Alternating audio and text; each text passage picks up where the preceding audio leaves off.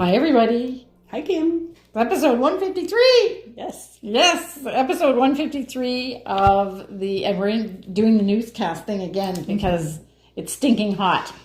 Yes. Anyway, this is the Fleece and Harmony podcast. I don't even want to say knitting podcast anymore. It's crochet. Woolcast. I think, are we officially going to change it? I don't know. I think so. Woolcast. Craft class. Class. Okay. Anyway, we're recording this in my kitchen where there's air conditioning because we have a heat pump, thank goodness. Yep. And but we're still on the sheep farm and the woolen mill's over there, and we're in Belfast, PEI, and it is August 2nd. If you're watching this when we publish it, yeah. Oh, you know what August means? No, August 2nd. It's the first week of the month, so we have a new blanket box. Oh, yeah. So we're going to do a little farm update, but it's not really about the farm this time because we've had a pretty eventful 2 weeks. So I do a save as when I'm doing the little agenda that I do, and the last one it was episode 152, I had the very first thing saying it's hot. So I just put here, it's stinking hot. Because it's really hot. Yeah. We did have like a week of reprieve, and then it just got hot again. Yeah. But I think what we do in the mill, that little bit of cool air couldn't even alleviate it. No. Yeah. So it's great if you're here and you like hot weather and everything. And somebody was saying, well, isn't it always like this? And I don't know. Last summer we had a lot of rain. We did. Yeah. Oh, okay. So then that made the difference because the rain does cool it off. I do remember it was humid, so we had left. We weren't here for most of July, and my sister was looking after our girls, and it was hot while she was home with them. But then as soon as we got back, things kind of calmed down. So end of July, and then August so far, for the few years I've been here, is usually pretty pleasant. Right. Yeah. So I've only been here 12 years. You're from here. Yep. And you've been here 4 years. 4 years now. Yeah. This is your fourth summer? Headed into this is our fourth summer. Okay. Yeah. So my impression, when people I used to ask, people always used to think it was cold here, even in the summer. And I said, no, I would call it temperate. But it's not, because there's always a breeze from the ocean, and you get 1 or 2 days that are over 25, and then you have some humidity and stuff, and then it's all cool again at night at like 18 degrees. That's my recollection of how it was. It felt like that's how it used to be. Yes. And it has definitely changed. Yes, I think it is warmer. But also the season has shifted. Mm-hmm. So our springs are late. So that makes us feel like summer never gets here.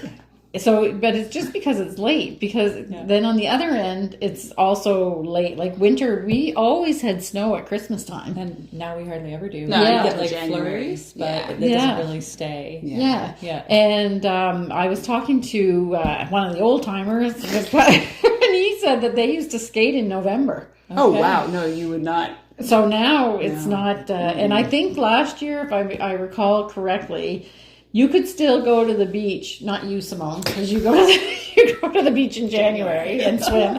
But you could still go to the beach in the first week of October last year. I think we were having days where it was like 20 degrees. But so I think the whole thing is just changing. Yeah, and there was a few years ago where we camped right into the middle of November, and then it just started getting too rainy. To keep going because. You don't want to wake up to a flooded tent, because we actually tent. We don't go in RVs or anything like that. Right. So, Right. And no glamping for you. No. You want to do things the old-fashioned way. Yeah. Yeah, we're going to talk about that. About doing things the old-fashioned way. Yes. All right. So, but the big excitement in the last 2 weeks was that we went to a book signing with Lesley Crewe.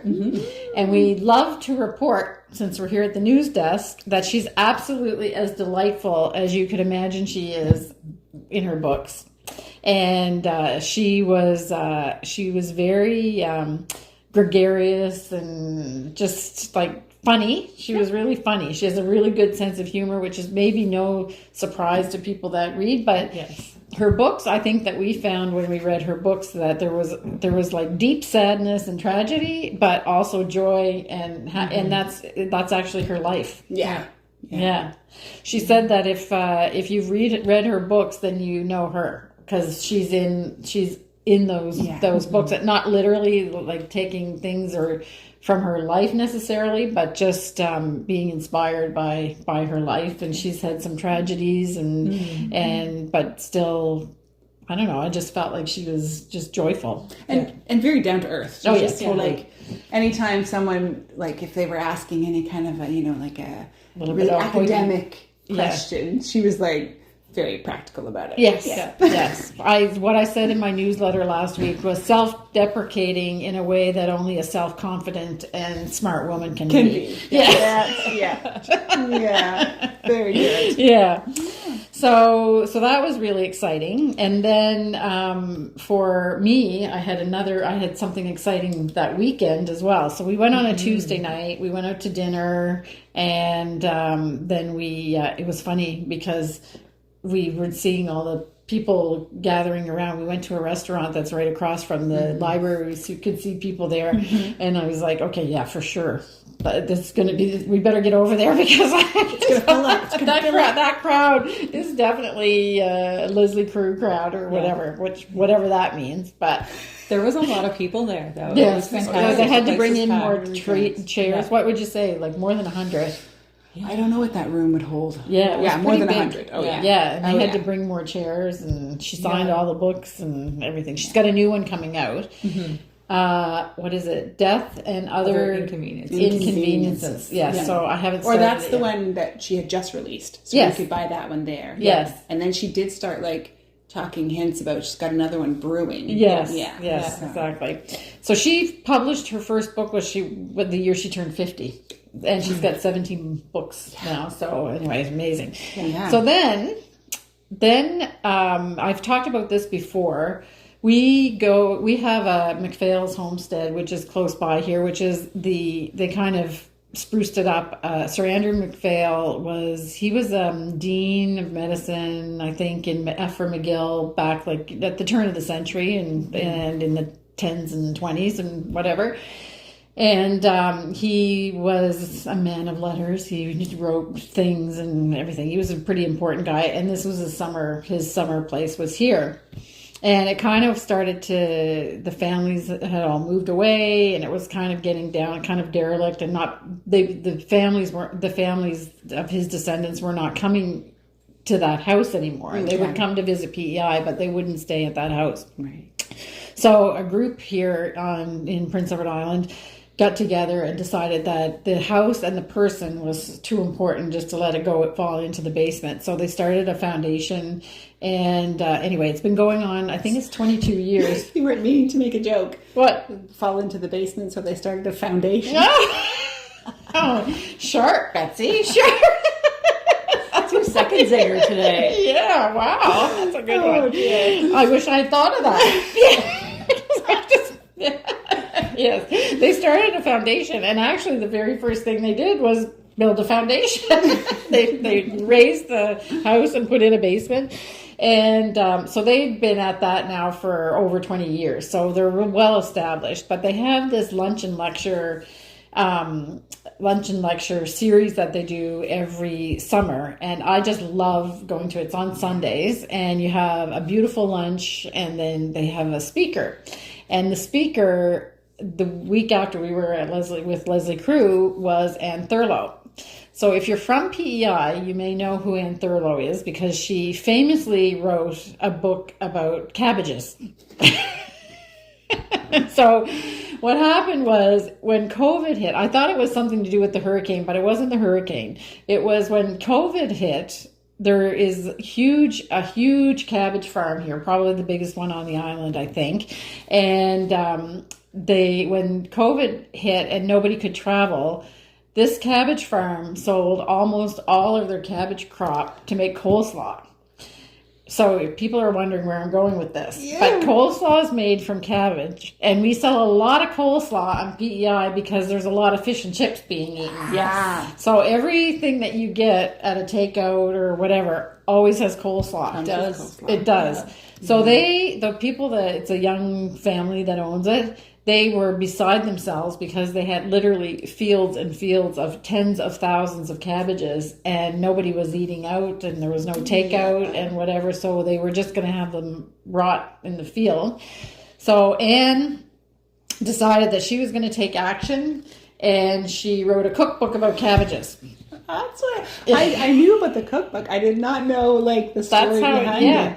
So she wrote it because she just couldn't stand to see that food was going to be rotting in the fields because there was no place to do it. So she is another one of these women who is absolutely delightful. She's unassuming and very down to earth and hilarious. So when she talked about making this book about cabbage, and she was going to self-publish it and send out to whoever. She was charging $8 a book, and she didn't realize about the mailing cost of books. Yeah. So it's kind of a thinnish volume, but so she said it was a little bit of a false economy at first. So it picked up steam. She was on CBC News, and everybody was hearing talking about this lady that did the cabbage book, and then somehow it got into the hands of the food editor for the New York Times. And he did a feature about this cabbage book in the New York Times. And I guess he's really in the food world. That was a big thing. She was actually fangirling completely because she had written some things about food and stuff before. And once he got a hold of it, and so in the meantime, she figured out she couldn't do mailing it out and everything herself. So she asked Betsy Seeds if they would distribute the book for her. So the seed company that's famous in Prince Edward Island, I would say world renowned. Yes. They ship their seeds everywhere. Yeah. Look it up. If you want to find some kind of bizarre flower or whatever, and you can't find the seeds, vegetable variety. Yeah, exactly. Yeah. Betsy's got you covered. And it's a big thing here when Betsy Seeds puts out their catalog in the fall, because you start planting your garden with the Betsy Seed when you're just beside yourself because you can't face winter is coming again. But then the Betsy Seed catalog comes, and it carries you through. Yeah, it carries you through. Anyway, Betsy Seed started doing the distribution, and they phoned in and they said, "What happened? We need more books. What's going on?" Anyway, she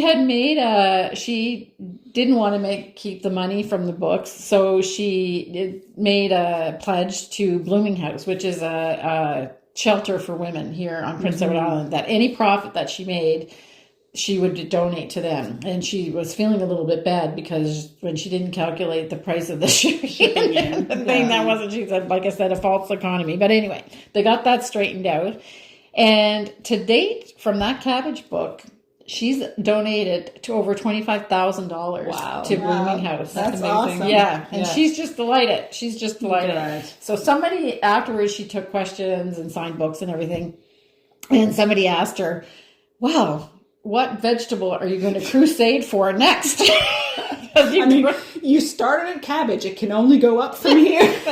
She said they've said you've elevated the lowly cabbage to the fact that everybody, and they served cabbage dishes for the lunch. Right, and it was delicious. I don't like cabbage, but I would actually. Do you? Yes. Yeah. So they made a borscht. Okay. And then they made this other thing with sausage and cabbage, and both of them were really, really delicious. So she said, I thought that the cabbages would be the only thing that I would do it, and it was a one-off. But she said, I have to tell you, when I'm driving around in October and the 1st of November, and I see all those pumpkins languishing in the fields, she said, a pumpkin is a wonderful vegetable. Yes, it is.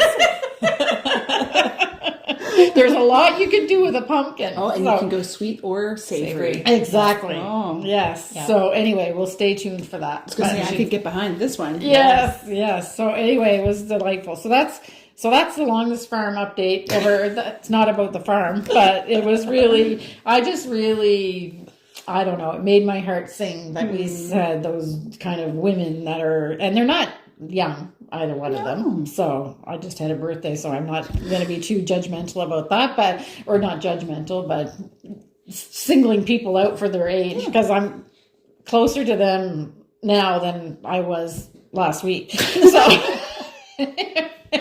anyway, so that was great. And so the longest farm update without talking about the farm, but there was one exciting thing that happened on the farm, is we have a watershed group here in Belfast as well. And they've been visiting because we have a little stream that needs some help, that used to have trout in it, but doesn't have trout anymore. And so they've been looking at that. So I'm not sure what they're going to do, but we may have, it would be great if we had trout. Yeah. I don't fish. Fantastic. It just seems like a good thing. So that's it. I'm done. All right, see you later. So this is what happens when you're too comfortable. Yes. So, but we're going to start the real podcast, the Woolcast, with the blanket update. Yes. Because it is the 2nd of August, and that means there's a new blanket box. Yes, there is. Okay. So take it away, Simone. All right. So this month we are doing the Wild Rose, because they are all over the place around Prince Edward Island, especially around the shorelines, and they just smell so good. They started blooming a while ago, but in many places they'll be blooming right till fall. Yes. So it's one of those things that smells like home. Salt air and wild roses just smell like home to me. Yeah. And you have to be careful if you plant them in your garden. Oh yeah, they're wild roses for a reason. They can take over. Yes. So, I've got a couple of ones that... That means they don't stay all in a rose if you plant them. Okay. Because they're a little wild. Right. So this one here is all in a rose, and it's the leaf match to the wild rose. Right. Yeah. So, yeah. Okay, great. And so they kind of go up and down. That's the official name? Yeah. Okay. Yep. I had no, you don't have to show you what you had. But all in rose. That's what it is. That's it. Okay. It was good. That was good too. And we should say that Yes. it is in lilac and mulberry jam. Yeah. Right. It's 2 happy colors. Excellent. And if you want to see the block, so this is the 8th out of the 12 blocks that we'll be doing, 8th edition. So if you want to see the other blocks, we did a whole recap in episode 151, I think it was. Yes, it was 2 episodes ago. So you can go, or was it 150? Not sure. I'll put a card here. Yeah. And go to the website if you All right, so that's that. That was a fast one. Yep. So I should say, because I rambled on so long, it's kind of late to say this, but we have chapters. So if you want to skip around to the different things, because I'll just warn you now, there's going to be a long shop update too, because we have a lot of stuff happening in the shop. So and that's next. Yeah. Okay. So hopefully you'll stick with us for this, because you're going to want some of the things I think that we're going to do. Okay, so the very first thing is that we have the advent calendars from Firefly Notes are coming in. And this year... just to the cover. I know. But that was enough. Yeah. So they're up on the website. It's a pre-sale on the website, so you can order yours now. And we will ship probably mid-August. And we've got quite a lot coming in, but they sell really quickly. So if you want one, then you should order it now. And as always, we also have a matching tin. I don't have them here, but I have pictures of them. So I will insert pictures here. And you can see probably now, if the picture is up, why we're excited about it, because it's a fox, and it's a forest and feather theme. Yeah. So we like our foresty little animals. So I can hardly wait to see. And our feathered friends. And our feathered friends. As our Merlin app life list attests to. Yes, exactly. So you can buy them separately. So the advent calendar is available, and the tin is I forget what I called it, but there's a link in the listing for the advent calendar. If it says buy the tin here, if you click on that link, it goes over to the tin. If you find the tin there, I think I actually put stitch marker Christmas 2024 on the listing or whatever. But if you're in the tin listing, there's a link over to the advent calendar. So you're all set that way. So that's the first thing. The second thing is a quick one, is that we managed to get some more spindles from Fox Mountain. So we have a couple support spindles left with one lap bowl and 2 table bowls, but we also brought in some more drop spindles. We haven't had those for a while. So poor Scott had my order, and he was in the middle of making my order, and he cut his finger. Yeah, so he's got an injury, which he says he has to stay away from tools for a few weeks. So it's not something too bad, but he's not that. So the production was stopped. Okay. So he sent me what he had. So we do have a few of these drop spindles, and there's some that are in sugar maple and walnut. So, and they have these little designs on the top. They're all the same because he was in the middle of his production. So we hope your finger's better, Scott. Yes. Yeah. Be well. Yes, exactly. That sound. I kind of had this feeling in my stomach when I was reading the email, but he said for a couple weeks. So I think it's maybe a flesh wound. Okay, that's good. Yeah, it makes you think of Monty Python. It's just a flesh wound. Oh yes, wondering if his arm is gone or something, isn't it? This is Black Knight. Okay. All right, so there's that, and then very exciting. Betsy has been in the dye pot like she always is. Yeah, climbed right in. Yeah, just some days it looks like you're in there. Yeah. And we have a love affair going on with Wildwinds yarn since a while now. But we started it as just kind of a special project. And then I knit the songbird mittens, and then you did the hummingbird cowl. Mm-hmm. Try not to say I'm going to show a picture, but I'll show a picture of that because it's good for you because you designed it, and it's good for us because it has the Wildwinds in it. So it all started with 6 colors. 6, yeah. So we originally purposefully started with the sort of very Norwegian traditional colors because we were inspired by the Selbu mittens. Right. So we had it in autumn birch, cranberry, a night without stars, Trondheim blue, and we have the natural gray. Oh, I can almost do it. And the black. Right. So that was kind of our the original set. Yes. Then we moved into, I can't remember exactly what inspired us. Well, I think it was Simone's cowl that she wanted to make, or did we have the yarn? No, we had the yarn first. Whatever inspired it. I think you did petals on something, a specialty run, and cashmere. We should do more of that on the cashmere. Yeah. So we put petals on. Then we did Astra and sugared plum, which I don't have today because at this exact moment it happens to be sold out, but we'll get that back in again. Sugared plum is it is a purpley color, but it's done on a gray base, so it just gives it a little more depth and heathery kind of look almost. Yeah. And then of course natural, which was probably in the original run. Yes. And then our new additions that we're releasing this week are, we put Thistle. It's a crowd favorite. Yes, we saw a ton of Thistle. Yeah. So then, of course, we matched it up with some Mayflower, some Rosy Cheeks. And then we added Clover and Pine Forest. And I just like that, all of that right there, I think just needs to be a colorwork sweater of some sort. All over colorwork. Oh, I wish I had so much more time to knit it all. But yeah. And this combination is a favorite of mine because Thistle is just a great color, but Pine Forest goes with it perfectly. And this is what I did my Hinterland sweater in. So I did the color work yoke in the Thistle and the Pine Forest for the body. Pine Forest is a really tricky color, isn't it?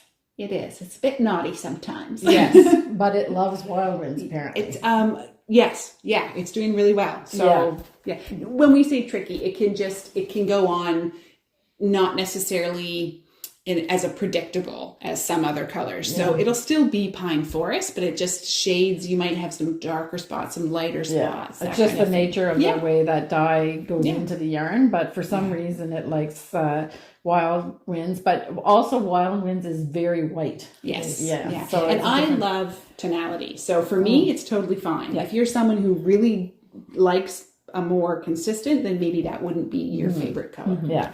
So we'll just run through them again. Yeah. So Thistle, Mayflower, Rosy Cheeks, Clover, and Pine Forest. Right. Yeah. So, and it fits in perfectly with the group now. And we're not going to say when we're going to do it because we don't know when we're going to do it, but there is another colorway group coming as well. So you might be able to figure out, because there is another favorite group of colors that we like that is not represented there really. A little more autumnal maybe. Yeah, exactly. So that's coming. I actually didn't have anything to do with this. No. They picked it without me. Yes, exactly. Yeah.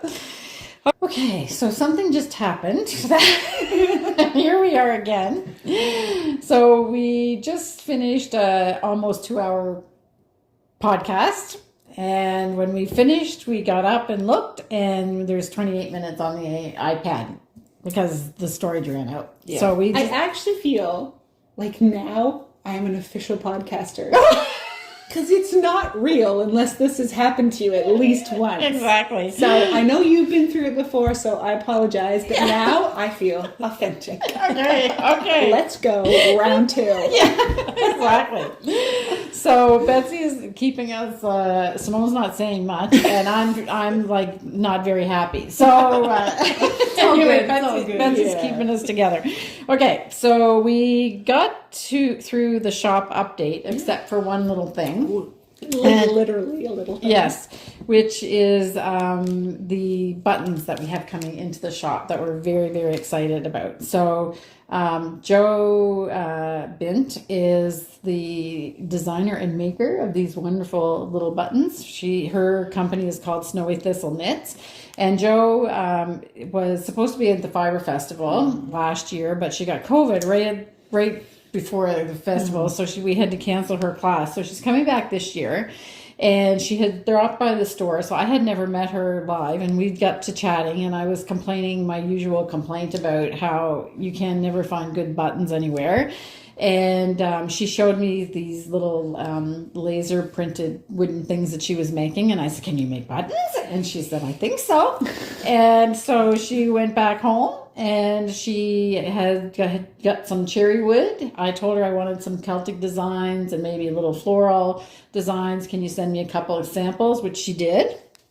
And then I said, okay, so what kind of variety of motifs can you do? And she sent me like a style page of 30 different motifs. So I just bought them all.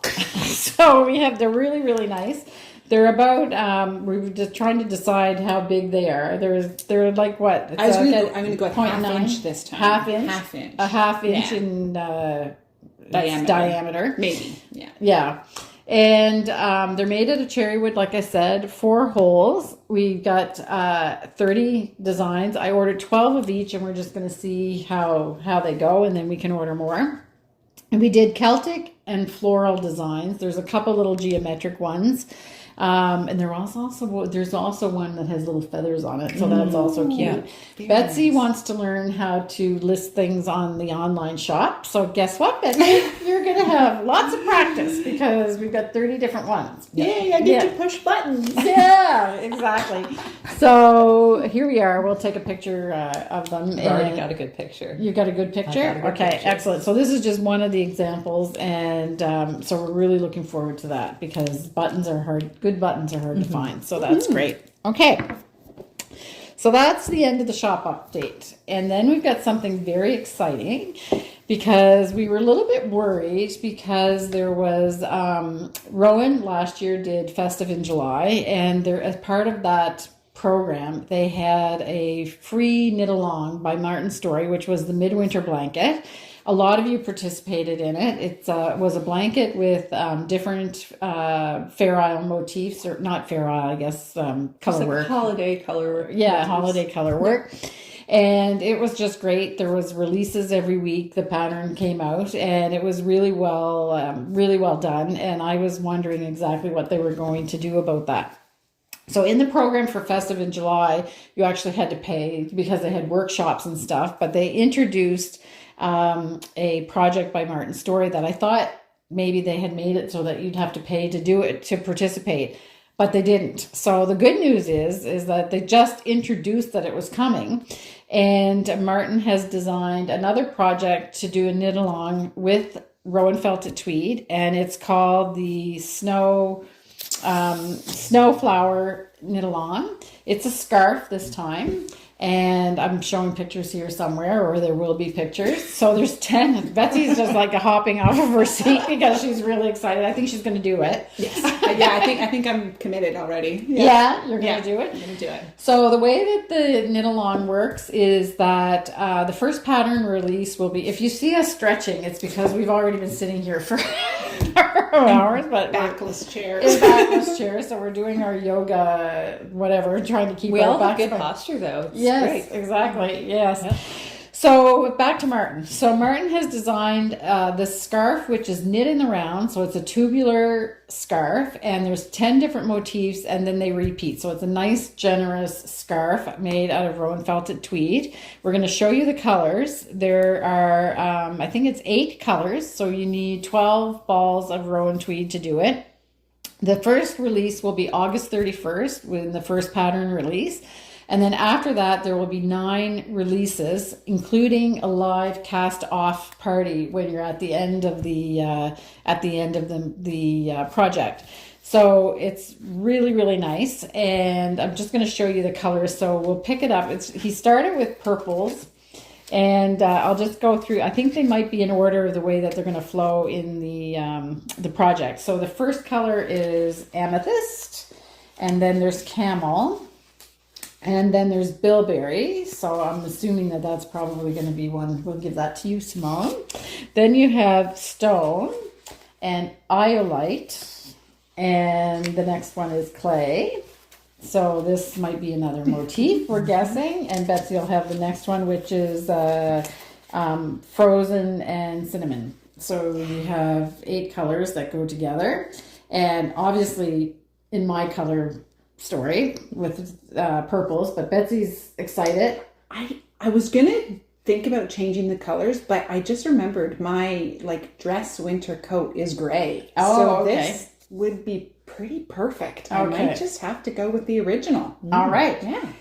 So the only person who, I'm sure you still love the colors, but it doesn't really light your fire necessarily. From the little peek that I've seen, it's going to be beautiful. Yes. Yeah.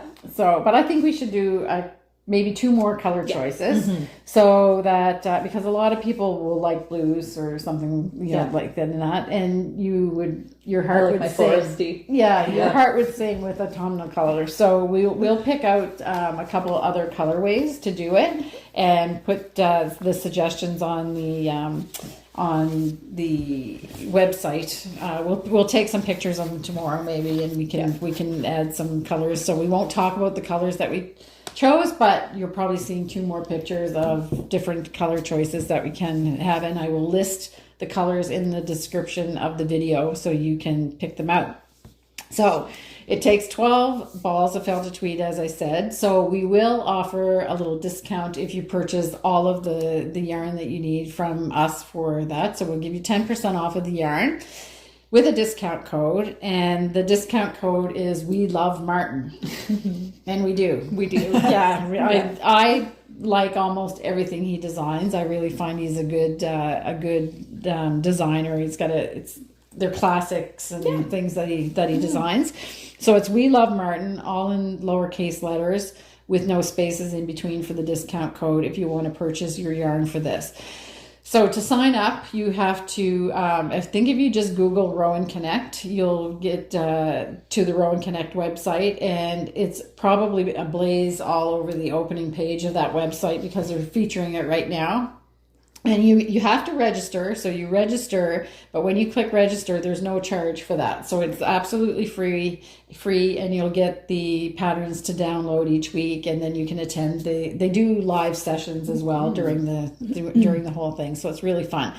If you've done the midwinter blanket from last year, you'll know the drill. But for anybody that's new, I heard lots of positive feedback about the event last year, and I didn't hear anything negative about it. So I'm sure it's going to be fantastic as well this year, and a great project, like really great. Did you mention the dates that it's running from? August 31st, and the cast-off party is happening in November. So whatever 9 weeks are in November. Okay, so that's that. So Sunflower Make-Along by Martin Storey, and you find all the information and sign up on ROWAN Connect, and information down in the description of the video. It's going to be fun. Yes. Yeah. So now the next project is we are going to show a project that you've seen before, which is the Midnight Fox by Simone. Yes. And Betsy and Simone were busy this morning picking out new colors to do this project. So I'll hold this up for you, Simone, and you can tell us all about it. All right. So this is the official PEI Fibre Festival cowl for the year. And we opted for a fox because it is our provincial animal. Yes. And they are all over the place. Yeah. But I have to admit that this is a little bit of a selfish knit because I really just wanted to use the alpaca soft DK, and it doesn't disappoint. Like, it's a very, very creamy, soft, bouncy yarn. So it was a fun knit. Yeah. So if you're wanting to knit the cowl for the festival, we'd love to see lots of them floating around there. I do have a coupon code for the 20% off for the pattern. So it will be PEI Fibre, all lowercase, and the fibre is spelled FIBRE. It will be linked below just so that we avoid any mistakes. But you can purchase that through Ravelry. And this was knit in, I don't remember the color. Classic brown. Classic brown and Rainy Day. I'm thinking it's the same as one of our choices here. Yeah, exactly. And if those colors don't float your boat, we picked out a couple of other options that might be appealing to you. So we have a lovely kind of coral. We know who picked that one. Yeah. With a cream. Oh, yeah. I should do this in the right direction. Yeah. So coral and cream, which would be a striking cowl. I was just trying to decide. I'd have to really think about where on the fox I want the orange to actually appear. And design decisions. Yeah. If you're looking for something more foresty, we have kind of a forest green teal color and a heathery gray. And I'll put I'll be putting the colors under here, so because I don't remember all the numbers. So. Numbers and names. Yes. And then we have a plum and an almost purpley gray. Yeah, beautiful. So I think that'll be a good combo. Yeah. And we'd love to see lots of people walking around with their PEI cowl on. The Fibre Festival. Yeah, it's too bad that there's no Foxy stitch markers available. Oh, yeah. You can't open your advent calendar. No. Yeah. Don't do it, Joanne. Yeah. Right. Joanne, that opens them right in the store before she leaves. I'm really excited about that advent calendar. Yeah. But all I saw was just like the pre-sale online. Yeah. So I'm so you excited. can. Yeah. It's going to be good. Well, they're always good. And it contains 20 stitch markers and 5 progress keepers, and I believe Sandy from Firefly Notes designed them all, so they're all original things. So that's good. Yeah. All right. So now next on the agenda is the sock make along. Yep. So we're gonna let Simone go first because she already has a sock done. So just maybe just give us a update because she's got 1 foot forward. Oh my God! That's not even today. It's not even corn season yet. Just 1 second. Sorry, my throat's getting dry, and I've been talking since. All right. So before I get cracking on my project, I just want to say how much fun it is to see everybody jumping in the Ravelry group. There's a lot of excitement, and There's so many. Sorry, jumping in with 2 feet. Oh, God. Some of them are only jump in with one. I'm done. No, you're not. You're not done. I think my brain's broken now. Okay, focus. So the Ravelry group has been really fun because people are, sharing the yarns that they're using or the patterns that they really love, and it's very inspiring. Mm-hmm. And there are already quite a few finished projects in the finished project thread, which is even more exciting. Yes. One of our fiber friends, Lynn, has already knit 2 pairs of socks. Yeah. She's a machine. She's fast. Yeah. She's really, really fast. And she's really fast. And I had to look twice at the first picture that she posted because they actually look like they're machine knit. The workmanship on them is absolutely, she's a good knitter. She's impeccable. Yeah. Absolutely beautiful. So the sock that I have finished, I finished one and I have about this much done on the cuff of the second. Mm-hmm. This is Blooming Lovely by Nancy Wheeler, and I am knitting it in our point prim sock in the Cherry Slush colorway. This is actually the ball that was left over from whenever I knit my Seashore Stroll tee. Mm-hmm. So of course I need bright pink socks to go with my t-shirt. So that's it. I pretty much kept to the pattern. It's a top-down sock with a heel flap and gusset, and it's a slip stitch kind of heel. Mm-hmm. The only change that I really made was I added a garter tab on either side. Oops, sorry. That's okay. Either side of the heel flap because it makes it really easy to pick up the stitches. Mm. I find that if you do that, you don't end up with the little gaps because that happens sometimes. Yeah. And this is just a quick and easy way to get around. So you just do a little tiny bit of garter. Yeah, so 3 stitches on either side of the heel flap, and that seems to eliminate the good tip little gap problem. And I'm one of those people that it didn't matter how many times I knit socks, I'd still have that little gap, so I'd have to go back through and stitch. Yeah. So which is completely. You can never see, like if you do closing those gaps, no one would ever know. But I know. I know. It bugs me too. Yeah. And it's an extra piece of yarn. Where there doesn't need to be one. It was just floating. Well, it's just more the challenge of getting them without the gap. Yeah. Yeah. So, because you can't really. This is a perfect workaround. It works really well for me. Oh, good. So if anybody else has any workarounds like that, love to hear it. In the thread. Yes. In Ravelry. So one sock finished, started on the second. It's on the needles. I can see it from here. Oh, yeah. Yeah. Oh, there we are. I forgot that I still had it out. Yeah. Not very much on the second sock. Oh, great. Okay, and Betsy has started what she's calling lolly socks. Yeah, I'm calling them lolly socks. Which was supposed to be a vanilla sock. Yeah. And I also realized, I think last time I said I was going to go toe up. Yeah. I said I was going to hold kid silk with the sock. I haven't done any of that. No. So I kind of got into it and looking at what I wanted to do. And then one of you, I can't remember who, recommended the Crazy Sock Lady because she does a tutorial as well. So I went and found her and I was like, I've learned everything from video tutorials. So that's who I'm doing. It's her vanilla sock recipe. I don't know what her actual name is, but Crazy Sock Lady's her handle. Yeah. So there we go. So I'm following her pattern, but just adding some things to it. So I've added some stripes, which we'll discuss in much further detail as we get into the nitty gritty. But at this point, I've made it this far. Mm-hmm. It's okay. But like I said, we'll talk more about it later. So you're just thinking that you might go to one row stripe? Maybe one row stripe. Mm-hmm. Yeah. I was second guessing the size because I don't really know what to anticipate. And I also purposely tried to make my cast on a stretchier one, which I think I'm okay there, but I can't. Simone suggested maybe just measure around your calf. That would tell you what your calf size is. I must say myself, I do have some shapely calves. Yeah. So anyway, I just need to, and also I'm also very much content if this doesn't fit me. I have other people in my life it could fit. So. Right. That's my start on my first pair of socks. We probably won't see this again. These two stripes, like it'll be something different. Yeah, I think we're going to change this bit up. Yeah. So this, I don't know if now I can't remember if I've actually said this or not already once, but we're not going to do.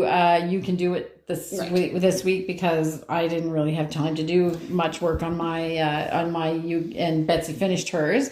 So we're going to do a Knitty Gritty segment, and we're going to talk about stripes and jogless stripes in that. So that if you're interested in that, that's what's coming up. Okay. So, now I need to change the page. Okay. So now we're very official. Very official. Yes. So we're putting breaks in each of the segments because we're not going to do this the third time. So there'll be a little bit of breaking there happening.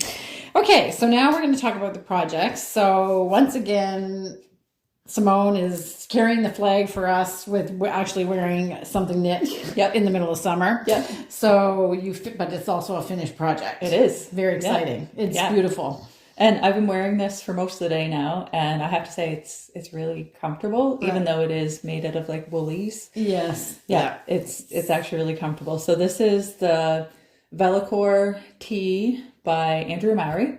And I knit it in some stash yarn and then some spindle spun, hand spun. So the colors that you see in the sweater is all spindle spun yarn.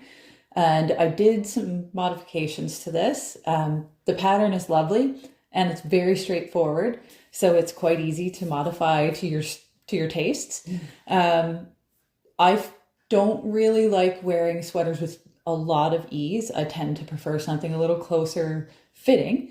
So I went with the smallest size and I actually removed 2 pattern repeats from the sweater to kind of, snug it in a little bit. Yeah. And it's, I think I actually made it a little bit longer too in the body. So it's knit bottom up and in the round. And then whenever you get to the underarms, it's divided front and back and then knit back and forward for each piece and then seamed along the top of the shoulders.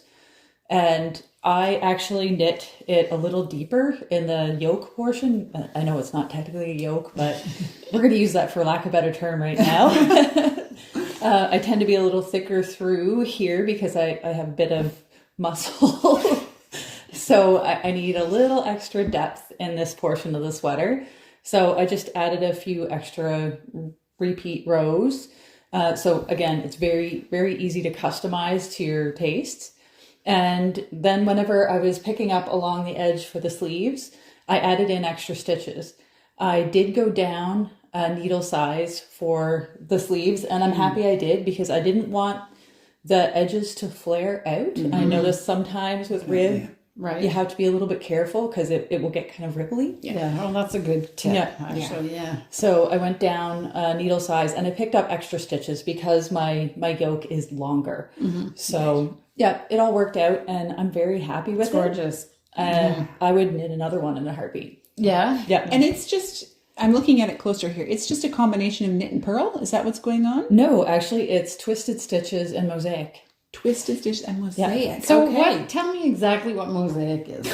Mosaic is basically, it's like a color work technique, but you only ever work with one color at a time. Okay. Per row. Yeah. Okay. Yeah. So is it slip stitches? Yes.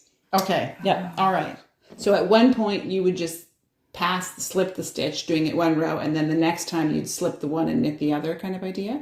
Sometimes, sort of. depending on the technique okay. used. I guess we'll have to try something. I guess we'll have to do it. It is very effective. Yeah. I think Andrea Mowry likes it. She uses it frequently, often. Yeah. Yeah. Because all of the shift is that idea. Yeah. So her shift cardigan or shiftigan, the shifty sweater, the night shift, and the shift cowl, the shift cowl. Yeah. They all use that technique, and it's fun. You have it coming up then, as soon as you get your hand spun done. Right. Oh, you're bad. Okay. So I'm just gonna answer a question because I know why. Yeah, she's teasing me. Yeah, she's teasing me, but she's also we had a comment from somebody, a regular viewer actually, that said, why do you? She said, I hope this is not a silly question, but why do you want to learn to hand spin when you own a yarn store and can have all the yarn that you could use spun? So it's not about the yarn that you get, although it's great to use it. Mm-hmm. It's actually, for me, the spinning, I'm going to have to spin tonight because it's a meditation almost. Yeah. It's just doing things. And it's the same reason why you cook from scratch or you knit a sweater. You knit a sweater or socks. Yeah, that's exactly. So yes, we could all have access to as much yarn as we want, but the spinning is, you're doing it for the act itself of spinning, and it's not for everybody. Like it's just like all crafts are not for anybody, but that's why you do it. Yeah, for the love of it. Yeah, and, you know, using wool that a friend raises is also kind of a special aspect of it too. Yeah. So, I've gotten wool from the farm here and I get to take it home and wash it and then card it and then spin it. So it makes it extra special. And each of those steps is part of it. Yeah. Like it's just an organic way to do things. So it's not about, madly trying to spin yarn to make a sweater. That's not what it's about. It's about enjoying the spinning itself, and then you get to make a sweater out of what you make. We're not trying to reinvent the wheel. Oh boy! Now you're taking over. It is corn season. All right. So funny. We're joining in. Rails. Yeah. On each other. Yeah. It's like did I talk about this the last time that YouTube, there's a YouTube channel about dumb dad jokes in a duck blind? Oh, no, yes. you didn't, but you introduced us to it. Yes. Going to the Lesley Crewe event. Okay. Yeah. So anyway, I'm feeling a little bit. She's still a little stuck between two dads. They're not whispering like they do on the videos. But anyway, if you want to look, it's really funny. It's funny because it's so lame that it's funny. But some of the jokes are actually really, I actually told a couple of them. So anyway, all right. So, Tune is up. This is Birds of a Feather. Birds of a Feather. Yeah. Right. Okay, Simone. Spare yourself a minute. Yeah. You'll be okay. So I finished Birds of a Feather. It was just about done the last time you folks saw it. So Andrea Mowry's having a day on our podcast today. So it just goes on. You can hardly see us forever. And I love it. Yes, it's really gorgeous. It is a cloud of yarn and softness but so lightweight. Yes. Yeah. I might have, robust shoulders, but my neck actually doesn't like a whole lot of weight on it. So even though a couple ounces of yarn or a couple grams of yarn can seem like nothing, if you're wearing that for an extended amount of time, I actually can feel strain. So I'm anticipating that this one will be lovely and light because it does not feel like there's anything on me. Yeah. And Kim, you pointed out when you saw it earlier too, that you were struggling a bit with how to style yours. Yes. And so when I knit it, I ran out of yarn. So I had to stop, and I thought, well, it won't make a big difference, but it mine doesn't actually come to a point this shape makes sense. It's like an asymmetrical triangle. Yes, but mine is kind of a weird shape, like this is cut off or something like that. So it doesn't really look the same. I always find it hard to style it. So Betsy's going to probably put it on for us, but before we get there, we'll just go over the colors again. Yeah. So it's Point Prim sock yarn in First Light. Yep. The first grayish Rowan Kid Silk Haze is Ghost. This is Anemone.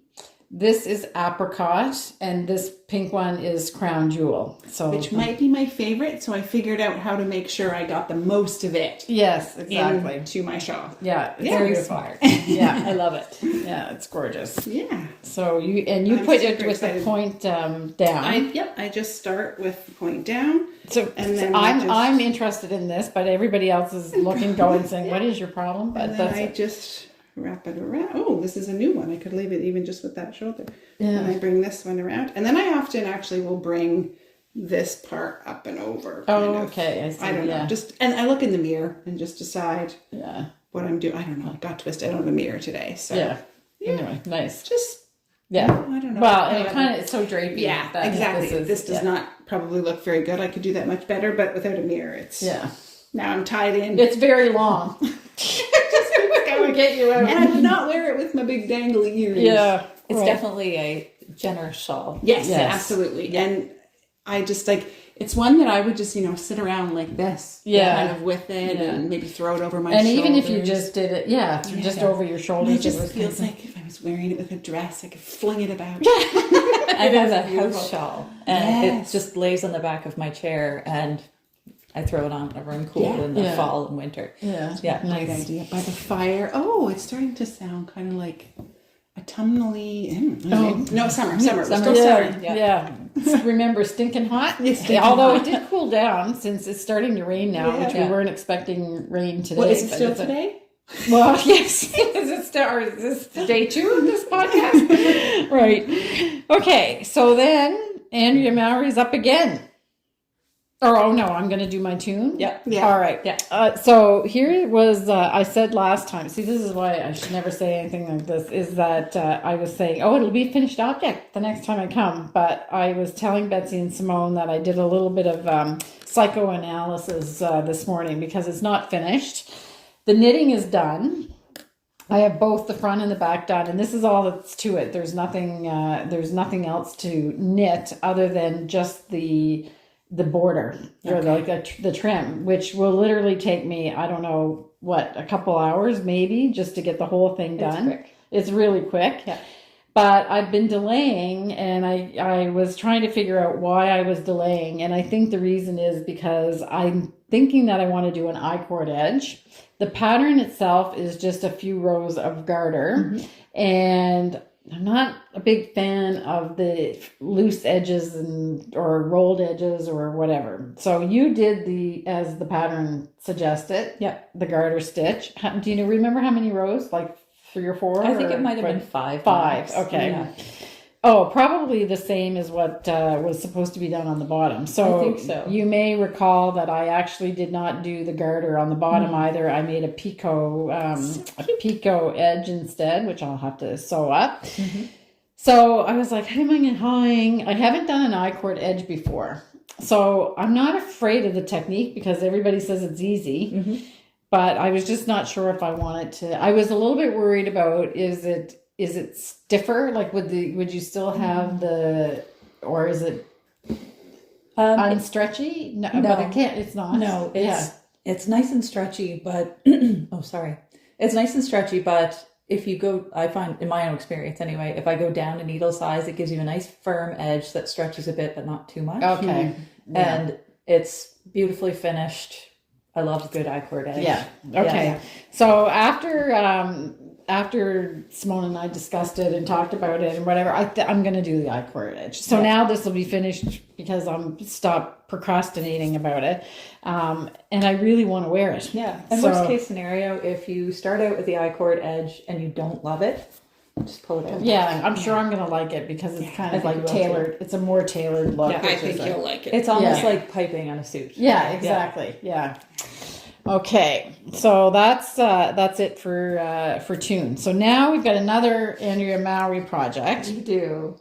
Which I haven't seen before. This is the second time I'm seeing it today, but I hadn't seen it before, and I think it is something else. I'm just going to gather all my stuff here. Yeah. So many of you know, I'm sure, that Andrea Mowry is having a knit along as well.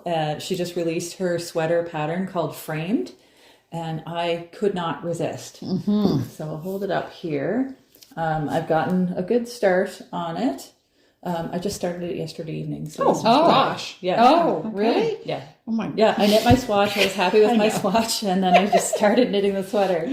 So I decided to do spruce, pearl, and bramble for my colors. We'll show these two. Yes. Bramble. This is, And then the Betsy, spruce I must say, this batch of bramble came out very delightfully. Yeah, so so this is another one of the, we mentioned in the last episode that Betsy's been playing with the techniques a little bit of the colors, and this is the final method. Yeah, I mean, every time it's going to have a little bit of variation. Course, yeah. That's hand-dyed yarn. Right, but this is exceptional. Yeah. It really is. Yes, and what makes it that is that it's got the pop in amongst the softer colors is really gorgeous. The orange. You can see little sections of it. Where is it? Oh, over here. Yeah. Where you get like a little pop of orange through. Yeah, it's gorgeous. And we talked about this before, is that it's reminiscent to me of that beautiful stained glass effect that you had on your Ryu, or you have on your Ryu shawl when we were oohing and eyeing about that 2 weeks ago. Yeah.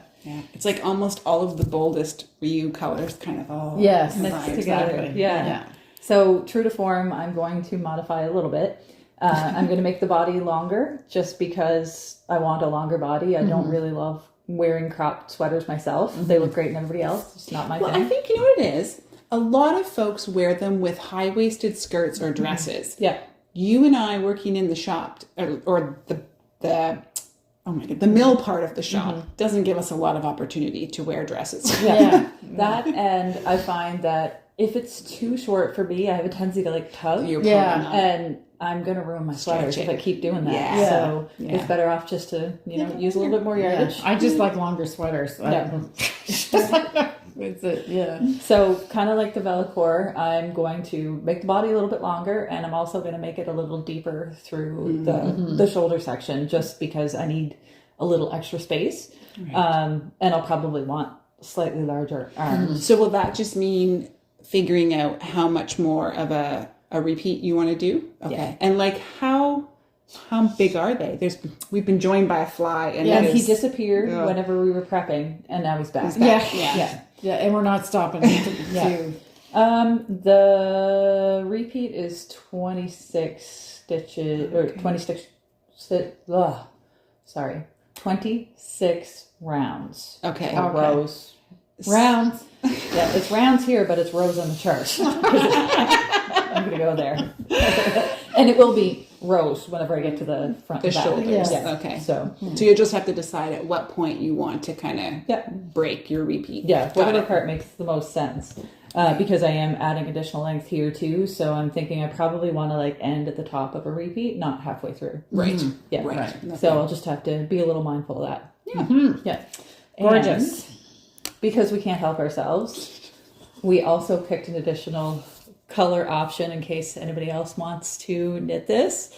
So we have pine cone, nice, sand, and donning. Beautiful. And I would totally do it if I was doing the sweater, but it's just not a neckline or a shape that I really enjoy. So I won't be doing that particular sweater, but those colors. Yes. Those colors. Yes. Yeah. Love them. So you like a crew neck. I haven't fully decided what I exactly like, but I know what I don't like. The boat neck. I don't like the boat neck. I'm very sensitive about wool on my neck. Yeah. So I don't. I don't like it because my neck is too short. Just realized how weird that is that I said that, because I wear wool shawls all the time. Yes.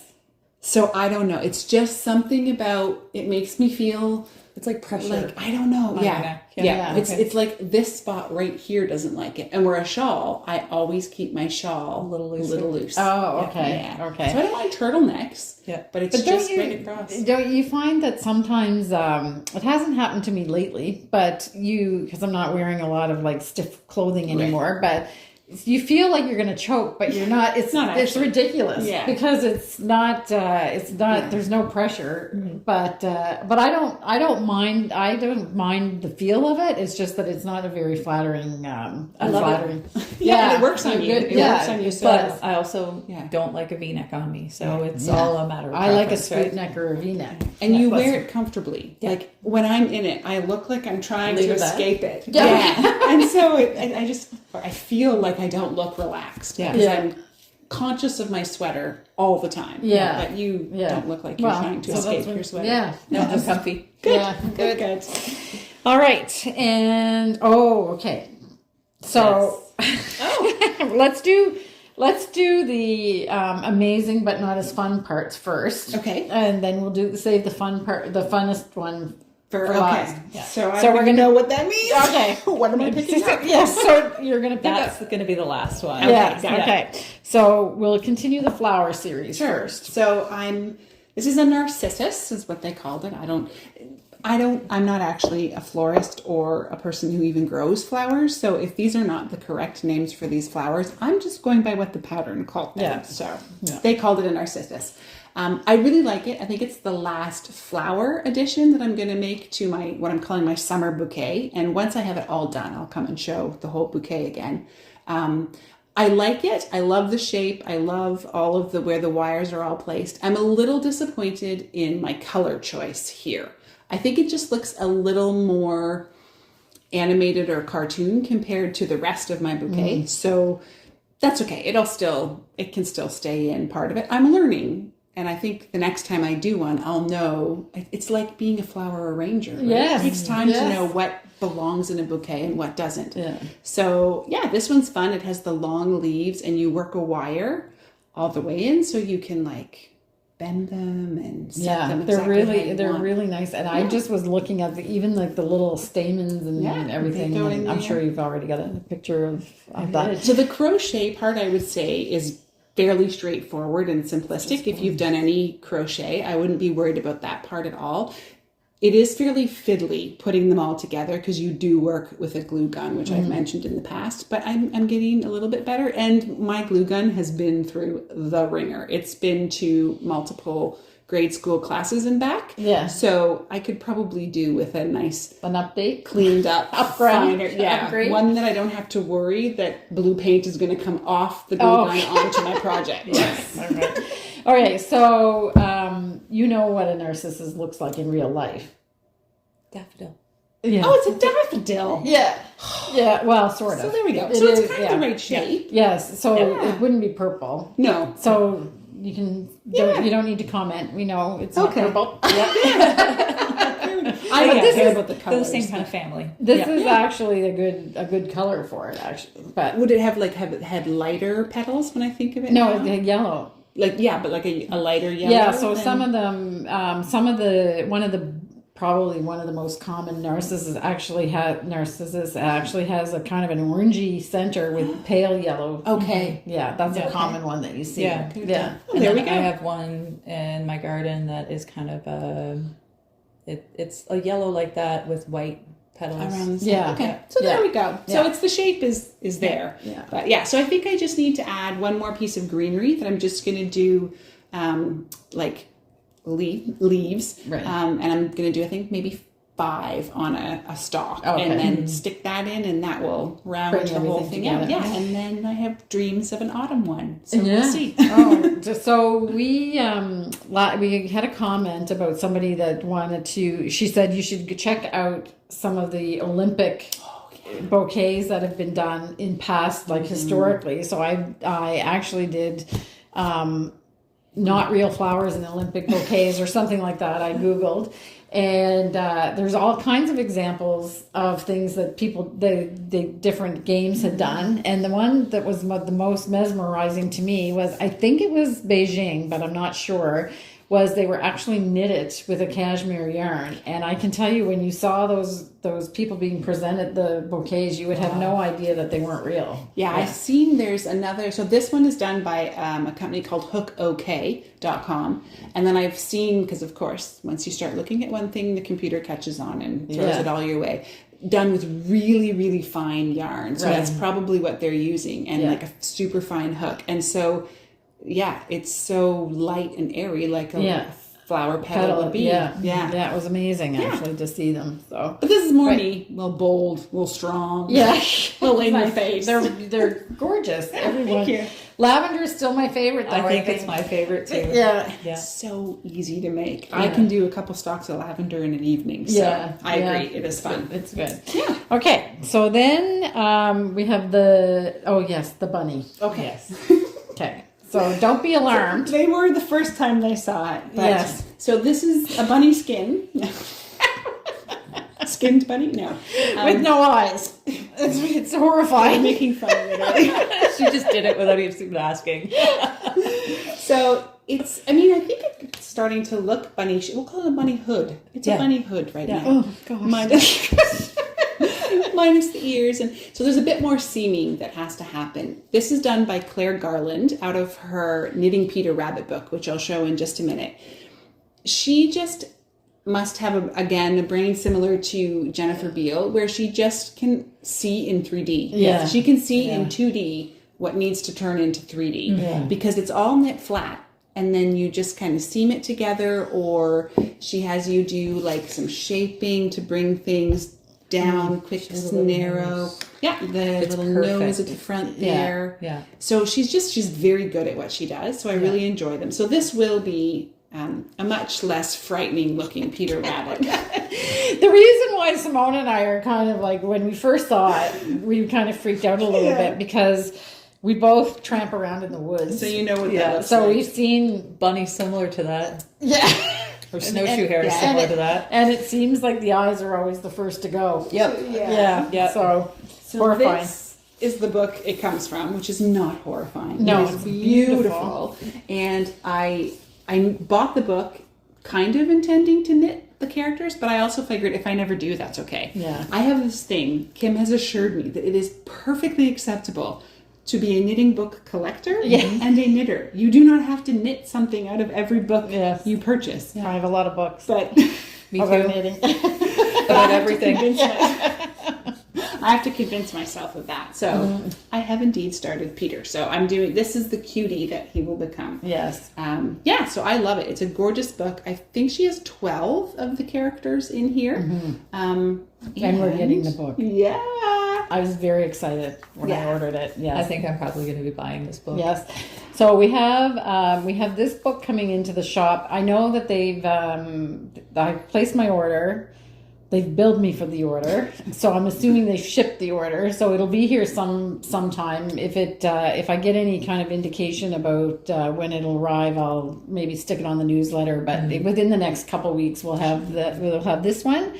And she did a second book, which you said it was Woodland Friends. I think it might be Woodland Knits. Woodland Knits. I'm not sure. If that's what it is, I need to get that one. Yeah, so I've seen your copy of that. But for some reason, I'm thinking it's not the second one that I got. So I don't know. We'll have to see. I think she have has to go. multiple books. Yeah, I should have checked in the break because I was there. So anyway, yeah.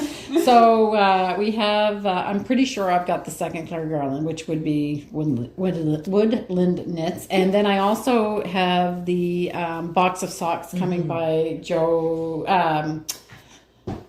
Julie. Yes. Julianne. Yes, Julianne Leboutier, which I ordered those. So those books are coming, not here yet, but on their way.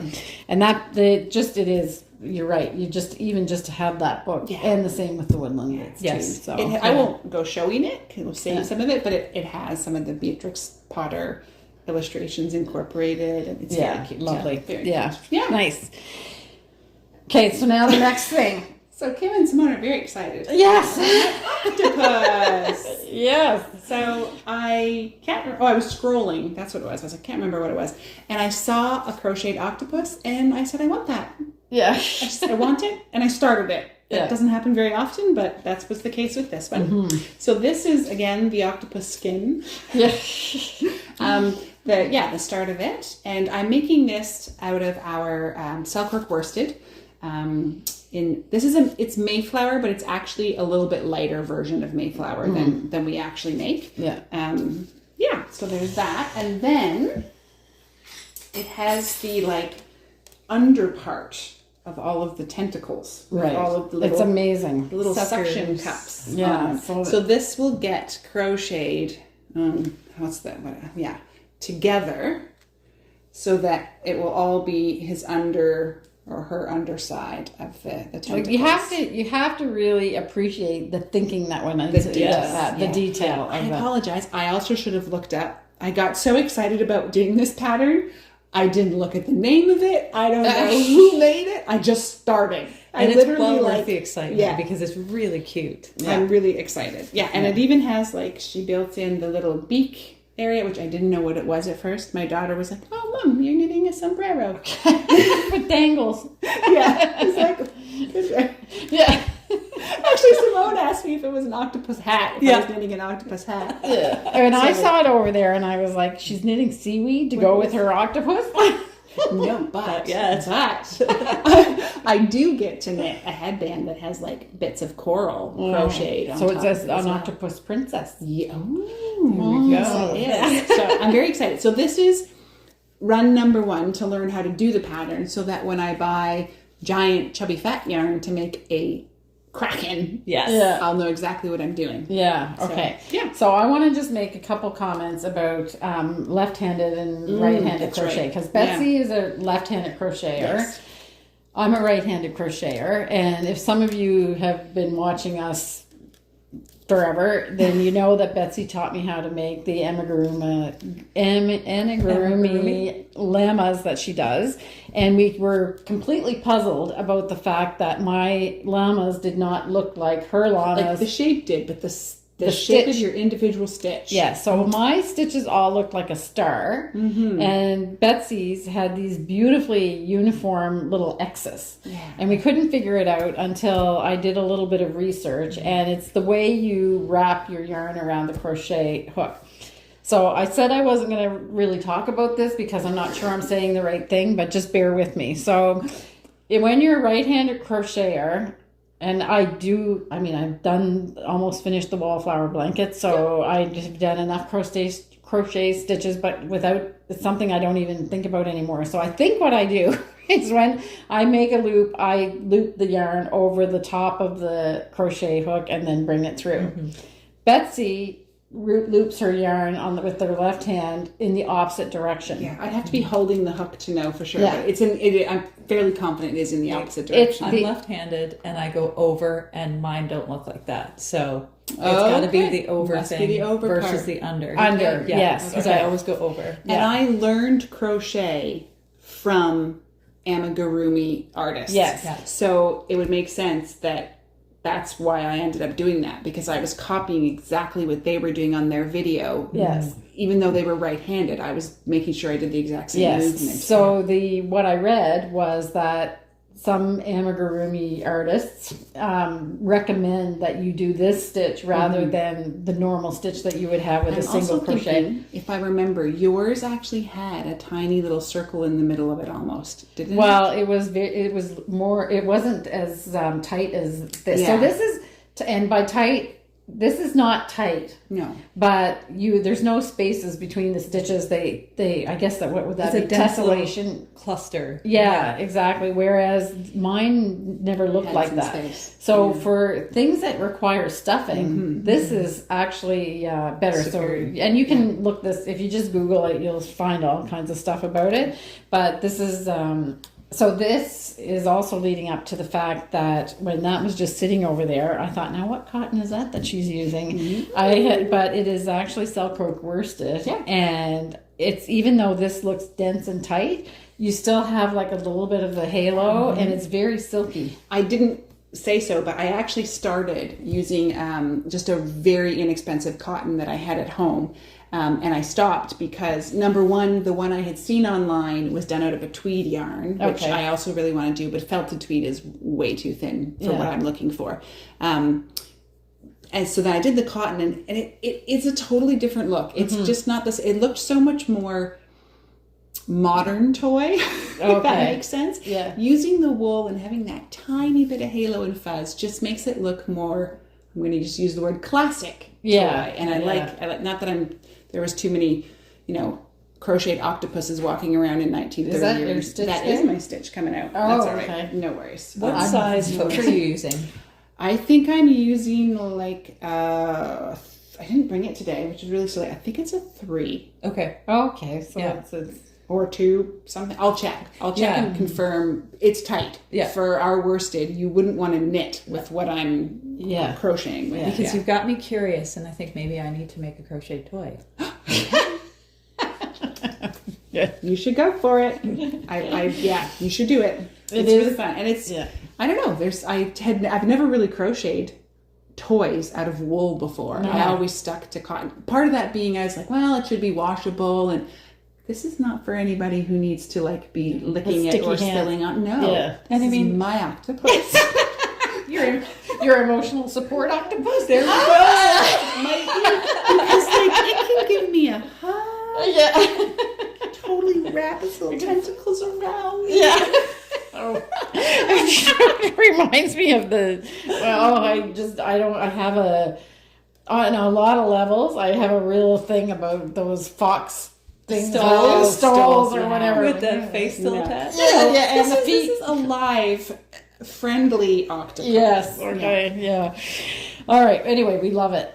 We love it. And we love everything about it. And you stuff it with natural wool, and it's going to be perfect, organic and wonderful. I think it will be done because I'm pretty addicted. I haven't really done anything else since I started it.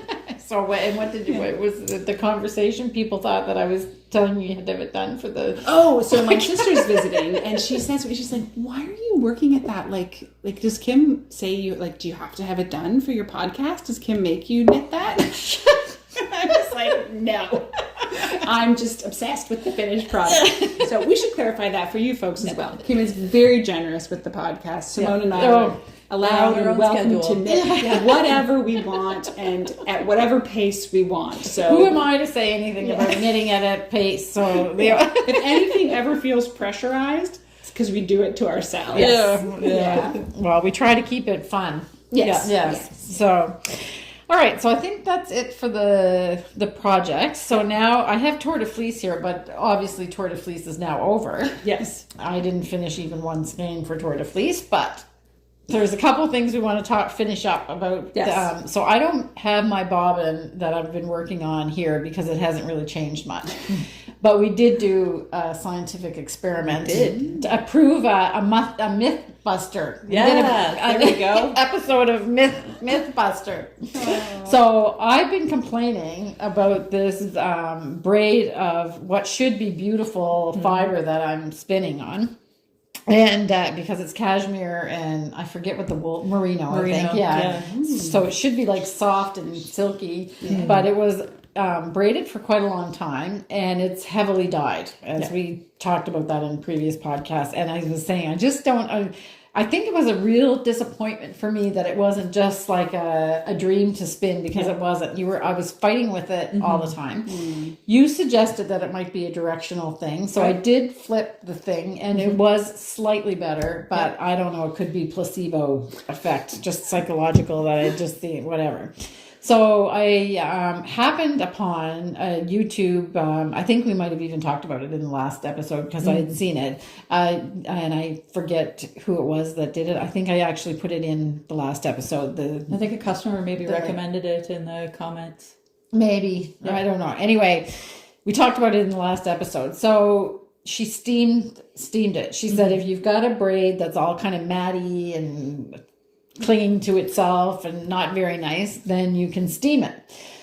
So Simone and I decided that we were going to try it. So we took a video, because it's going to show up as a reel probably. And so we're just going to show the video of what I did, and then I will tell you what the result is.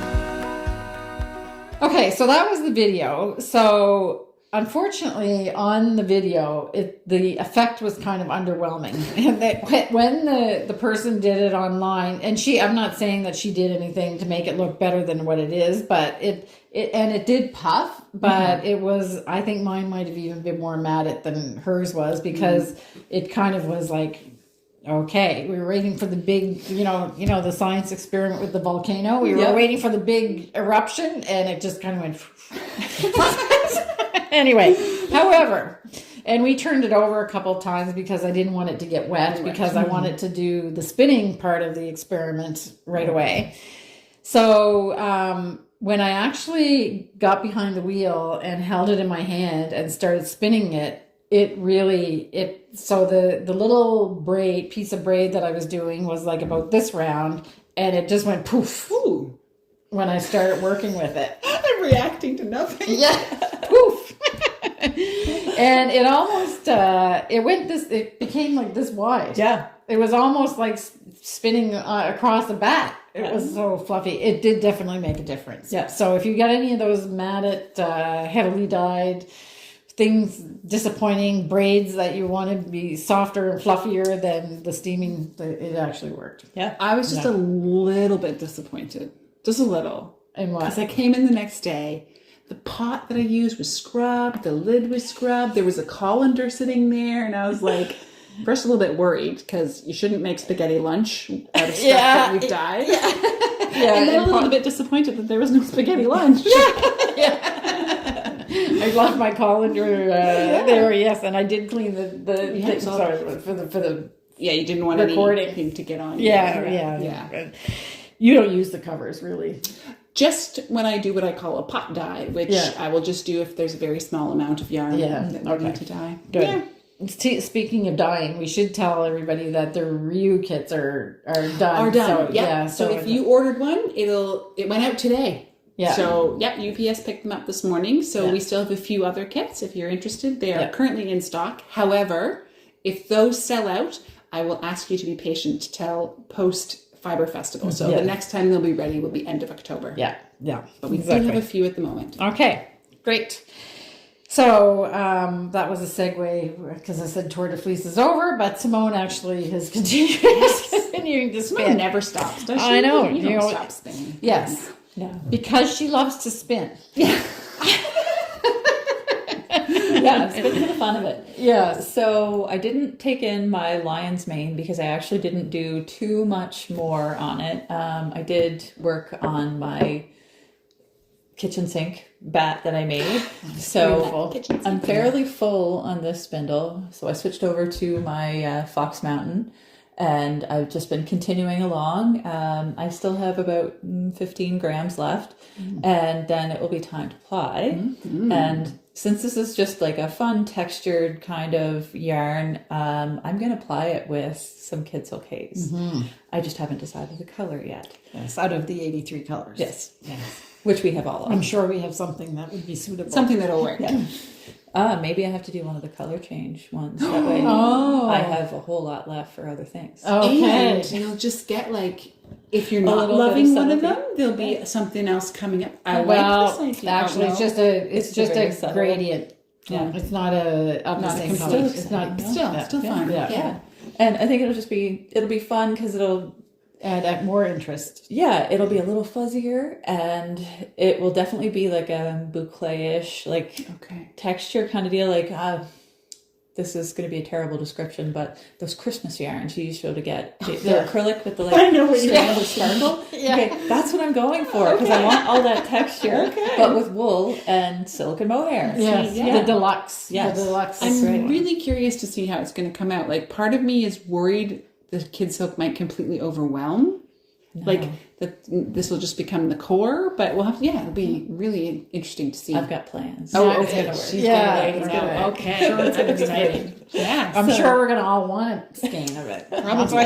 Then you'll have to spin it. I was going to say you have to figure out how to do it on the machine. Yeah. We actually know how to do something like that on the machine. Secret. And then there's a fun technique with hand spinning on a wheel, especially, called auto wrap. So you set your Yehezkel case to the side and just spin a single and let it do its thing. Okay. I have some of that at home. I'm going to have to take it in because it's really neat. Oh, okay.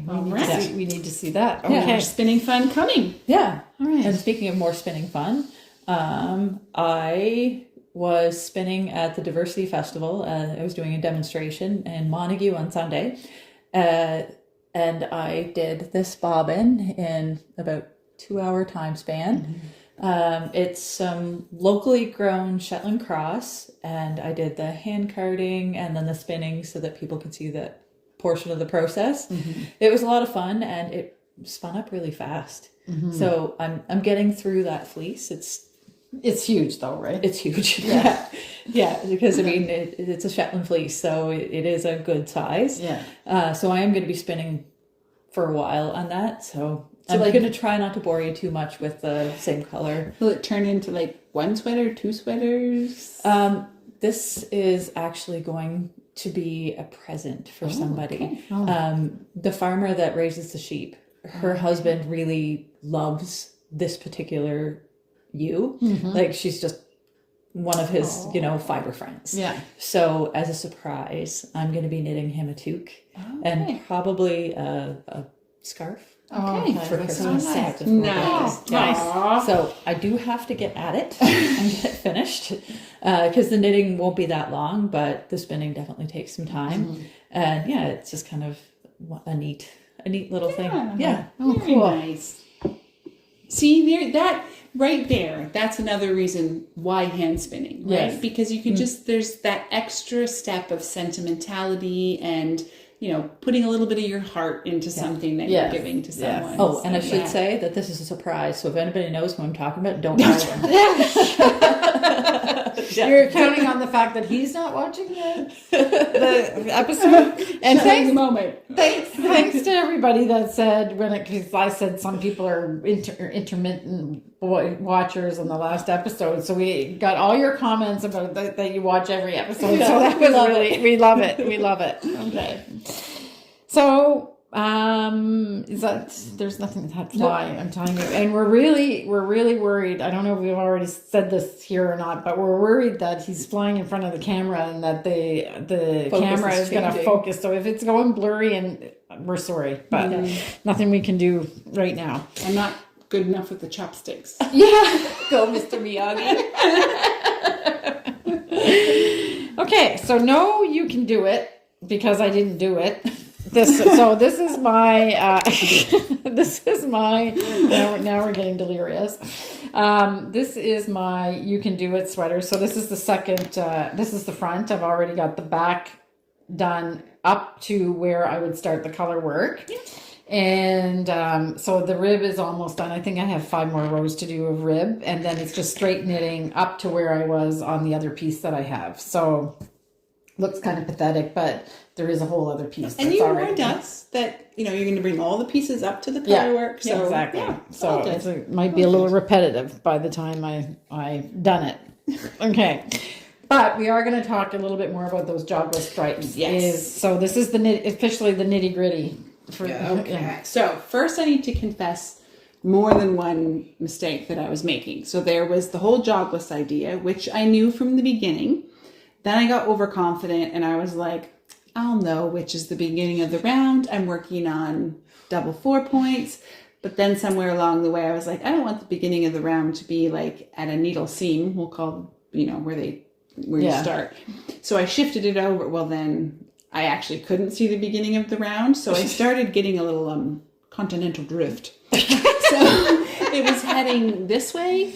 So then I did put the ring on the marker. So now it's going all in one, which is good because I really didn't. I keep saying I'm going to rip this out anyway, but I'm learning. So for the jogless stripes, I knew right away I was heading to Patty Lyons because I've run across it before and she has great advice on doing that. So she has a tutorial. Oh, yeah. I just have one question because I'm a little bit, this has been confusing me since we started talking about this sock at 9:00 this morning. So or yesterday we were even talking about it. So it is exceptionally hard to find the beginning of the round. In circular knitting, I find that too. Even though you have this tail that's hanging out here, for some reason it seems hard to follow. So I don't know why either. I get that totally. But once is it because you are doing 2 rows of each stripe, so you weren't sure where the first one? Because I would think that with just doing 2 rows of stripes that you would see it. You'd think. I think what happened is, so when you do her jogless technique, which I actually had to go back and watch several times to make sure, am I doing this right? So what you do is you go to the row below. Okay. You pull up that stitch, put it on the needle with the current first one of the first round of color change, and you knit those two together. Okay. When I do that, the one color gets lost. And so I was thinking that I was starting at the beginning of the round when I was in fact shifting it one stitch every time, because it was kind of blended in and lost under the other yarn that I had brought up. Okay. So then I was going, so is it going to look jogless because of that? So to be honest, I don't know the exact science of how it works, but it works. The jogless part is still fine, even though it's almost like the one below, they like bury and marry with each other all at once, which is why I think the jogless part happens. Otherwise, they'd be stacked. Yeah, exactly. So they get so like, I don't know, combined. It works. All right. Anyway, all of that to say is that the minute how the heck couldn't you find the beginning of your row? No. It's just that because I've done that too when I'm knitting, but I'm not doing small stripes, so it doesn't really matter. But you think you'd easily be able to see the beginning of the row, but it's not. I just dealt with that on my the last sweater, that my trite, and for some reason you had to know where the beginning of the row was, and I don't use many. And it also moved too because of the decreases for the lace. Exactly. So because I kind of go stitch markers, they're options. Stitch markers. In my case, they were like 3 feet away. Yeah. I couldn't quite reach them from my chair. Yeah. I would have had to stand up, and I still didn't get it. How pathetic is that? Do you want a lazy pro tip? You Just go to the end of your ball that you're not working from, break a piece, and then do a little knot. I do that with crochet all the time. Yeah. Anyway, so that's all off that track. to say, So I figured out using patty lines how to do the jogless stripe, and there is a difference between 1 row stripes and 2 or more. So I'm using the 2 or more technique. And then I said to Kim, I think I want to do singles, because I saw someone else had done that. It looks good. So then we're like, what technique am I going to need for that? So then we got into helical. Helical or helix? Helical. I've seen both. Anyway, helical knitting. So you have a tutorial on how to do that. So if I read back, helical knitting creates a helix. Oh, what is that? Is this science? Yes. What's most commonly talked about when you're talking about DNA. I wonder if the science nerds are here. Yeah. Is that this thing? Yeah. Okay. That's it exactly. It's like a spiral. Yeah. 3D spiral. There we go. So that's what I'll have to do if I go with the 1 row striping. Yes. So you can share a little bit about your tutorial. Yeah. So I have a tutorial that I did. I think it's like 3 years ago now. Okay. But so if you go to our channel, or you just Google helical knitting on our or search for that, you'll get to the tutorial, and I'll put a card here so you can click to it. So and that just involves slip stitches, basically. So what you do is the short story is that you in my tutorial that I did, it was recommended that you slip 3 stitches before the end of the round to move it around. Anyway, you'll see if you look at the tutorial, you'll know what I'm talking about. So the whole idea of starting the process 3 stitches out from where you are is that you do not twist the yarns, the 2 colors of the yarn, because what happens is if you twist the yarns, then it doesn't work. It's not smooth. It's not smooth. So to make any chance of twisting the yarns almost impossible, unless you really are a magician, I recommend that you slip 3 stitches. You don't need to slip 3 stitches. You can slip 2 or you can slip 1 if you want, and you'll still get the smooth transition, but you just don't want to twist your yarns. And you'll catch yourself too if you blow past it, because you'll be knitting along and it's like, why do I have that? Why do I have that piece hanging there? I have another ball attached. So you just tink back and then keep on going. Yeah. So stay tuned to see how helical knitting goes for Betsy when she either rips this back or just starts the next sock. Right. And then I'll have 2 either very creative socks, because they won't be the same, or I will have ripped this. I don't know. Yeah, figure it out. We'll see. You have to stay tuned. Yeah. Yes. Okay, so jogless stripes. So Patty Lines has 2 different ways of doing it. So when on her one row stripe, it's just helical knitting. That's what she's instructing you to do. But I think she only slips 1 stitch, so you can check that out if you've had the knitting bag of tricks, or on her website. I think. I think it was just YouTube. I just googled it. Yeah, and then 2 or more stitches. It's always the same. Yeah, down to the. Arna and Carlos say for an increase, you go to the grandmother. This one, you're just going to go to the mother. Yeah, right. Okay. All right. So I think that's it. So at this section, I would normally say something about the Fibre Festival, but I think I've actually talked about everything. So the only thing I will say is that it's October 3rd to the 5th. 2024, and it's happening in Charlottetown, Prince Edward Island, and all of the events are happening at the Delta Hotel. So I've already warned you about things are booking up, and all the other things, classes are booking up. So we're just saying we hope that we see you, and that you've got your midnight Fox Cowl, right. if you decided to join with that. So. At the very beginning of this recording, or yesterday actually, when we were talking, this morning when Simone and I were talking about the recording, Simone takes pictures every morning on her walk. She goes out at 5:00 and she walks or runs or does whatever sportsy things that she does when she's wide awake and the rest of us are wide awake and the rest of us are asleep. And the photography is really beautiful. She's gotten some really, really beautiful shots. And she posts them every morning on Instagram, on her Instagram page, which is Sand and Sky Creations. Sand and Sky Creations. And that's one of the first things that I look at every morning when I go to Instagram and see what Simone was up to 3 hours ago. And on a very rare occasion, it might be something an animal left behind. Yeah. It's not always, she has to keep us guessing what it is.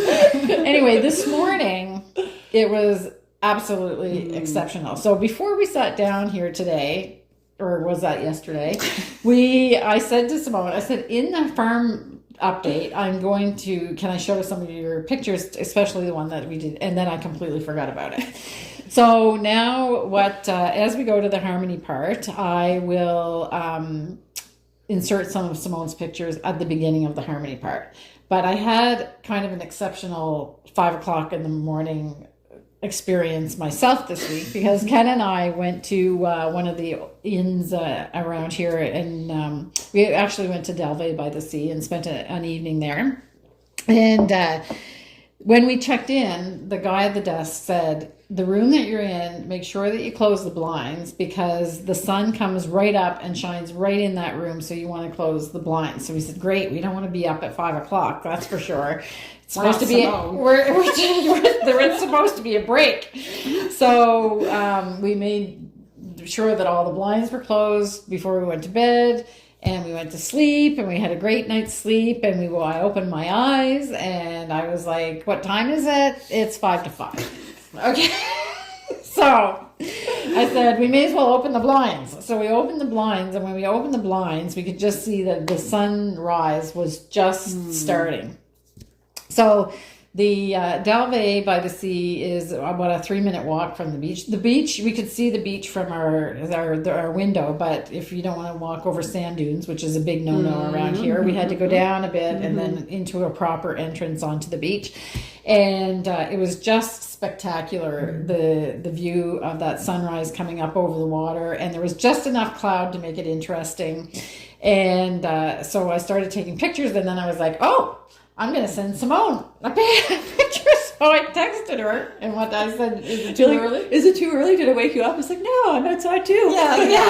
Yeah. So, well, not me either, usually, but not at all. Anyway, so the harmony part is the sunrise over Stanhope Beach.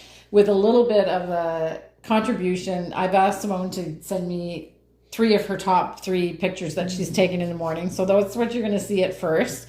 And then at the end of the harmony part, we went in for breakfast, and then we drove around a bit in the area. It's kind of like at the other side of the island, so we don't do touristy things there. So we did a few little touristy things. And then we went to lunch at a restaurant called Finfolk, which is on the Trackety Beach. And you could see the beach all around. So on the Trackety Beach, there's a bay that comes in, and you can swim there because it's sandy shoreline there. Or you can walk past this giant, I don't even know if you can call it a sandbar, like a giant, where all the dunes are developed and stuff like that, and then swim in the Atlantic Ocean. So this was like 1 o'clock in the afternoon, so like prime beach time. And it was a hot day, it was beautiful, and we went over to the Atlantic side, and I looked 5 kilometers to the left, and I looked 5 kilometers to the right, and in 10 kilometers there might have been 100 people on the beach. And Ken took this picture of me that I looked like this, and I look like I'm trekking through the Sahara Desert. That's pretty cool. That's pretty cool. So if you are the kind of tourist that don't like that crowded beach thing, PEI is the place to come, because this is just a gorgeous beach. It's provincial park. Or is it national park there? Provincial. Is it? I think so. Trackety? I'm not sure. Anyway, it's a park.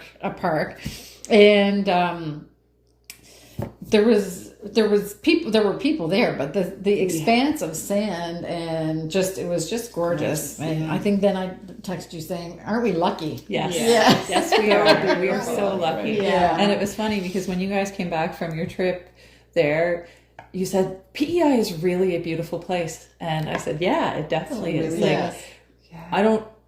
I don't think any of us take it for granted at all. No. We see it every day. I don't do this 5 a.m. beach thing, but I do bike in to work on occasion, and not just the sights, but I came in the one morning to Simone, and I was like, the smell coming out of the woods was just like absolutely amazing. It was like pine it smelled like tea, and then Simone let me know. Introduced you to pineapple weed. She's like, I bet it was this, and she crushes it up, and she's like, smell that. I'm like, that's exactly what it was. And like the sounds of the birds, it's just really, really beautiful. We've got a little slice of paradise. Yeah, we really do. Yeah. And we don't even live in what they call the best parts. Yeah, well, the tourist. I don't agree with them. But. Yeah. Well, that's the one thing, is that it's completely different. Like if you go to, it's all beautiful. Yeah. But if you go to the Cavendish area, it's been built up as a summer tourist thing since 1900. That's it. But on either end of the island, it's not been as developed as far as that's not. So if you don't want the excitement and the of the central part of the island, that's where a lot of the tourists go and traditionally have gone for years and years and years, then there are lots of other options for you as well if you want to hike, and if you we have a huge collection of trails here in PEI. And we somebody stopped and asked us when we were out, you're from here then, so this is where we're going today, can you tell me what's there to do there? And I said, well, it was off the kind of the beaten track. I said, well, what do you want to do? And they wanted to go for a walk. And I said, okay, do you want like Confederation Trail, or do you want to create your own thing? Do you want to go like here and there? And they're like, didn't know we had these options. So park here and then decide what you want to do and choose your own adventure. So anyway, this is not a paid advertisement. Now we're just like bragging about it. Department of Tourism. But and I have to say, because we just did the Fibre Festival, a little blurb is that October is actually my favorite time of year here. Yeah. Yes. All the leaves start to turn. Anyway, and pumpkins. Yes, and the winter rose with the autumn leaves. That's okay. Yes, okay. So the harmony part. So the first few pictures that you're going to see are Simone's photography, and then you'll see a video and some pictures of Stanhope Beach, and then we'll end with a couple pictures of the Trackety Beach as well. So hope you have a joyous 2 weeks. And we're really hoping that when we stop this and go over that the iPad is still working. It is. It's all good. It's all good. Anyway, have a great 2 weeks and we'll see you next time. Bye. Bye.